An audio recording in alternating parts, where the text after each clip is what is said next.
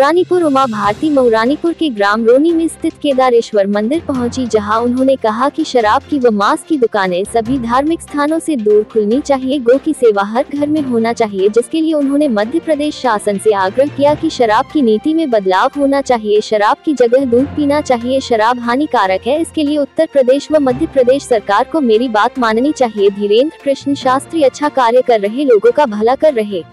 रामायण ग्रंथ को राष्ट्रीय ग्रंथ का दर्जा प्राप्त होना चाहिए। उन्होंने कहा अंतर्राष्ट्रीय ग्रंथ का दर्जा मिलना चाहिए। योगी मोदी की तारीफ करती नजर आई तो ऐसा लगता कि मध्य प्रदेश के मुख्यमंत्री से नाराज है। शराब बंद व गौ सेवा का अभियान वहीं से शुरू किया। अपने कार्यकाल की गाथा सुनाई। बुंदेलखंड राज्य को लेकर चुप्पी साधे नजर आई। वहीं स्वामी मौर्य के द्वारा रामचरितमानस की प्रतियां जलाने पर बोली, उन्होंने गलत कार्य किया, राम भगवान उन्हें माफ नहीं करेगी। गाय को मंच के पास बुलाकर अपना आवेदन केदारेश्वर को साक्षी मानकर उत्तर प्रदेश शासन से मांग की स्कूल मंदिरों के पास से शराब की दुकानें बंद कराई जाए, वहां दूध की दुकानें खुलवाई जाए। भाजपा से आस्था जुड़ी, उसको बार बार बताया। इस मौके पर बबीना विधायक, गरोठा विधायक, पूर्व विधायक बिहारी लाल, पूर्व जिला पंचायत अध्यक्ष मीरा राय, भाजपा कार्यकर्ता व क्षेत्रीय विधायक के सहयोगी गाँव मौजूद रहे।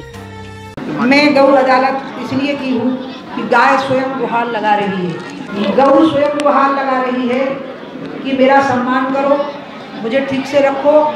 सरकार की जिम्मेवारी में नहीं हूँ, मैं समाज की जिम्मेवारी हूँ। इसलिए आज ये गौ अदालत लगी है, जिसमें गौ ने भगवान केदारनाथ बाबा की अदालत में अपनी गुहार लगाई है और अब ऐसे गुहार लगाने के कार्यक्रम शुरू हो जाएंगे। और मैं लोगों से अपील कर रही हूँ कि आप शराब छोड़ दीजिए और दूध पीना शुरू करिए। क्या संदेश देना है शराब के अलावा और क्या कुछ राजनीतिक इसमें राजनीति हो नहीं सकती। गाय को लेकर राजनीति नहीं, गाय के मामले में हम राजनीति ना करें तो अच्छा है। मेरी अपील है कि सभी राजनीतिक दल इस मामले में एकजुट हों और गौवंश सबके लिए अनिवार्य है। गाय का दूध सबके लिए स्वास्थ्य के लिए जरूरी है। अच्छा ऑर्गेनिक फूड हिंदू मुसलमान सपा बसपा कांग्रेस सबके लिए जरूरी है। इसलिए इसमें राजनीति नहीं हो सकती। अगर मैं इसमें राजनीति करूंगी तो इस मुद्दे की महिमा ही खत्म हो जाएगी। दीदी आप इसको बुंदेलखंड के लिए कुछ इसमें रहेगा? बुंदेलखंड में तो पहले ही वो बहुत दे चुके हैं, मतलब इतना ज़्यादा दे चुके हैं। डिफेंस कॉरिडोर, अमृत कलश, बुंदेलखंड एक्सप्रेस वे, पैकेट वे तो आ ही रही है। फिर ललितपुर सिंगरौली रेलवे लाइन वो तो अधिकतर यूपी में से ही निकल रही ना, अभी जो चल रही है ललितपुर में से निकलती है।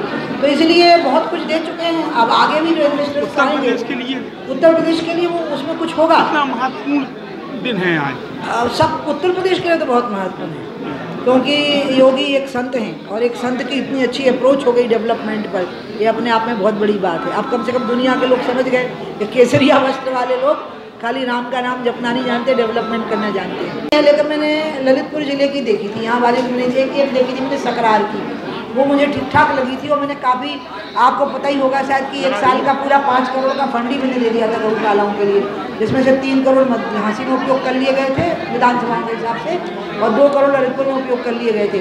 तब तक तो संतोषजनक स्थिति थी, क्योंकि अनुराग भी इसी लाइन के व्यक्ति, अनुराग शर्मा जी मेरी लाइन के।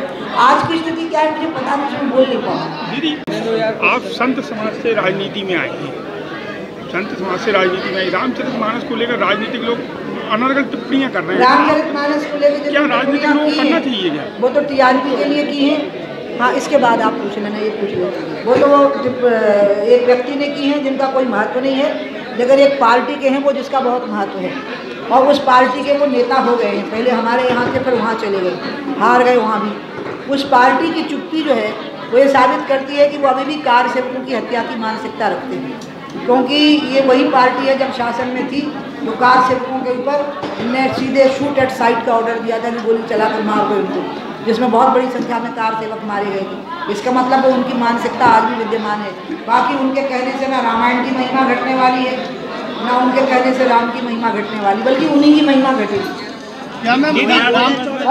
रामायण 2024 में कहाँ से चुनाव लड़ने का? मैंने 1 साल पहले क्या हुआ, 1 साल पहले तक जितने देखो तो यही बात पूछ रहे, यही चर्चा कर रहे थे। मैंने कह दिया था आज के बाद से मैं सवाल का जवाब नहीं दूंगी, और मैंने वो नोट पूरे प्रेस को भेज दिया कि अपने रिपोर्टर्स को कह दीजिए कि मुझसे सवाल न करें, इसलिए आप नहीं हो सकता है सवाल। दीदी गाय की रक्षा, गाय को सुरक्षित रखना, ये आप शुरू से कह रही हैं और गाय का एजेंडा आपका आज का नहीं है, शुरू से है। आपने हमेशा गायों पे फोकस किया है कि गाय को सुरक्षित रखो और उनके भरण पोषण को लेके हो या उनकी दुर्दशा को लेके आपने हमेशा बात की है। एक आपका पुराना एजेंडा है बुंदेलखंड राज्य, जो आपने हमेशा गाय के साथ बुंदेलखंड राज्य की भी बात कही, लेकिन पिछले कई महीनों से आप उस पर कुछ अपने विचार रखिए।